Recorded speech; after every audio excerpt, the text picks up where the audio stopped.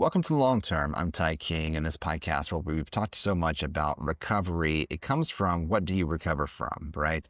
And so when we talk about addiction, there are some things that just come to mind. There is some sort of archetype that you think about whenever I say addiction. I know it comes to me, even though we've had these conversations so many different times, where I found these common grounds with other people where they're like, well, you weren't addicted to alcohol. You weren't addicted to, marijuana or cocaine, or either hard drugs, but you are addicted to, the tech, your toys. I do the DJI drones. I do my cameras. I love to build them out. And so I obsess over a subject, and that in itself can be a sort of addiction.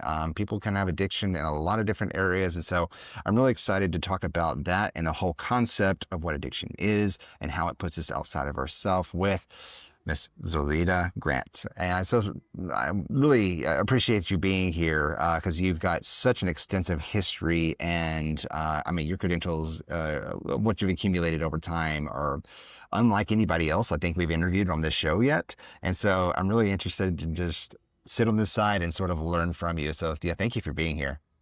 Thank you so much for having me. I really love the opportunity to bring the message that I have out into more and more people's world. Yeah, very incredible. Okay, so where do we start? Where do we start here? I know you have an extensive background. 35 years you were practicing in psychology, right? Psychotherapy. Psychotherapy. And then in 2008, I transitioned into coaching. And because I have been using hypnosis for 60 years, and I'd like to start out by sharing a little bit about my own journey, if that'd Please. be okay. Absolutely, please. Okay, so by the time I was 16 years old, I weighed 265 pounds. I am 5'2", and today I weigh 115. So at that point in my life, I left my family of origin and I moved in with my grandmother in Berkeley, California. And we went to the University of California library and took out all of the books on hypnosis. And I hypnotized myself to lose 150 pounds in a year. So I changed my mind and changed my life. And that became the slogan of my life. And over the course of time, I've had many, many opportunities to learn that. I grew up in the 60s in Berkeley, California. And so I took LSD and did mushrooms and smoked marijuana. But at a certain point, I got into meditation and Buddhism, and I just let go of all those things. And I thought anybody could do that. You just make up your mind. And so, as the course of my life proceeded, I did spend 2 years in Ohio being the director of a drug and alcohol program because I needed to learn that there really was addiction and there really was recovery steps. And I think, in a way, so many people are addicted to their phones, addicted to relationships, addicted to jobs. And all of those things separate you from your authenticity, your brilliance, your own unique genius. And so, what I want to encourage everyone to do is to heal from those addictions and to be able to step forth into a new way of being in the world because the only way we're going to change the world is one person at a time. Exactly. Yeah. And that healing process kind of has to come from that first step of realizing that you are addicted or that there's something unhealthy in your life, right? How does Yes. someone identify what that is? Stop doing it for a period of time and see what happens. I have to settle my cat. Oh, you're fine. Okay. First of all, you have to recognize that you're in a behavioral pattern that has some downsides either to you or other people. If you are addicted to playing golf and you are in a relationship, your relationship is going to begin to suffer. If you notice that when you stop, you develop anxiety, you develop depression, it's a signal something is not completely whole within yourself. So is there such thing as a healthy addiction at all? I think that there are positive behavioral patterns, but I think that anytime anything is obsessive, it's out of balance. That's a good measuring stick, of telling whenever something is, out of balance. Okay, so once you've identified that may be an unhealthy addiction in your life, what's the first step that someone takes to even heal from that? You have to recognize that there's a power greater than yourself that can help you. And that power can be defined as the universe, my essential self, my higher power, God, whatever it is that the individual is comfortable with. Once we start recognizing that there is something beyond us that we can connect to, we begin to awaken our soul. And as we begin to awaken our soul, then there are things that you have to do. The first thing you have to do is you have to get honest. And lots of times you can't get honest until you build your self-esteem, because you have to be able to feel good enough about yourself to recognize your flaws with not over identifying with them and beating yourself up.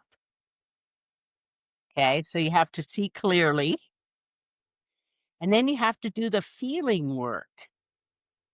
I have known so many people that have tried to ramp over feeling work with spirituality, and it always comes back. So for you mentioned earlier, so you started off where you realized, hey, I'm going to lose weight. And you read a book on hypnotherapy and you hypnotized yourself into doing that. Do you still recommend that as a healthy way of approaching that?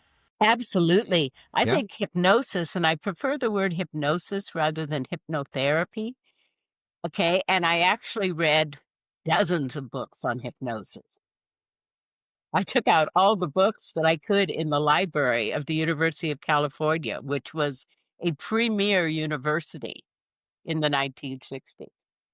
And I know that 85% of your mind is subconscious and 15% conscious. And when they disagree, the subconscious always wins. So the only way to truly heal a deep seated issue like I had around weight is to go into the subconscious. And then I got to learn the lesson again. In 2023, I was in Japan and I had a seizure. And when I had the seizure, they discovered I had a large benign brain tumor that had blown up. So I flew back to Denver. I had 6.5 hours of brain surgery. Luckily, it was on my brain, not in it. Then I came home 10 days later, slipped on my kitchen floor, and damaged my brainstem. I ended up in intensive care, unable to use my arms and legs. I spent like 4 months in a hospital being told I'd never walk again. I said, I refuse this diagnosis. I know the power of the mind. And somewhere around the end of August, I gave up my cane. That's I incredible. did Yeah. spend almost 8 months in a wheelchair, but I gave up my cane and I go to Pilates 4 times a week. Good. Glad you got your mobility back. That's huge. Yeah. Being So I active. learned that lesson about changing your mind and change your life. So I wrote a book, Change Your Mind, Change Your Life, a step-by-step guide to letting go of the past. Someone sent a copy of my book to the New York Times. The New York Times recommended my book in December of 2024 as a really good personal growth book. I haven't really had an opportunity to promote it because when you publish your book, you have to do all the promotion yourself. And so I haven't done that, but I've used that as a lever into developing a wonderful online class. That's incredible. So is that the majority of people that you're seeing and helping are the ones that are on your online class? My online class is being launched September 23rd. It's called Breakthrough to Brilliance.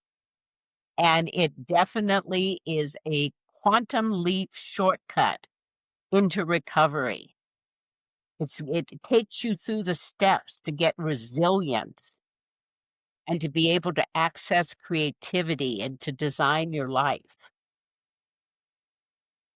That's amazing. Are you seeing anybody? I mean, like, are you approaching any groups right now or doing any speaker sessions? What are you doing in between until it So launches? I'm doing podcasts. I just finished getting my course all uploaded in a platform where it can be automatically sent out in lessons to people. I also am doing a summit that is going to be, it's called Unleash Your Brilliance. And I'm going to be sending out videos of interviews with people. And the last session of the summit, there's only 9 sessions, 3 a day for 3 days. The last session, I'm going to talk about myself and not interview someone and talk about breaking through to brilliance and talk about, remember the game of hoops and ladders? Okay, there's shortcuts. Okay. And I like shortcuts. And this is a shortcut to learning the habits and skills that you missed out because you probably grew up in a dysfunctional family. Absolutely, which very much influences how the way you think, the way you respond, and beliefs that you have in your mind that you believe them to be true. But if you're not going then challenging them and seeing what's actually real and what's not, then you're just going to keep having those same beliefs and probably results in some sort of failure of a successful recovery if that's what you're pursuing. Yes. Yeah. Yeah, very cool. I know we skipped over real quickly, but 35 years is a long time to practice, psychotherapy. Um, why did you decide to move on and move forward from there? Because I wanted to change the model. So instead of looking at people as having mental health issues, I decided to look at people as having missing skills. Okay, not everybody. Okay, there are genuinely people that have mental illness. Okay, but the majority of people that are challenged by things like anxiety and depression are people who have a lot of emotional wounds. And emotional wounds are different than mental illness.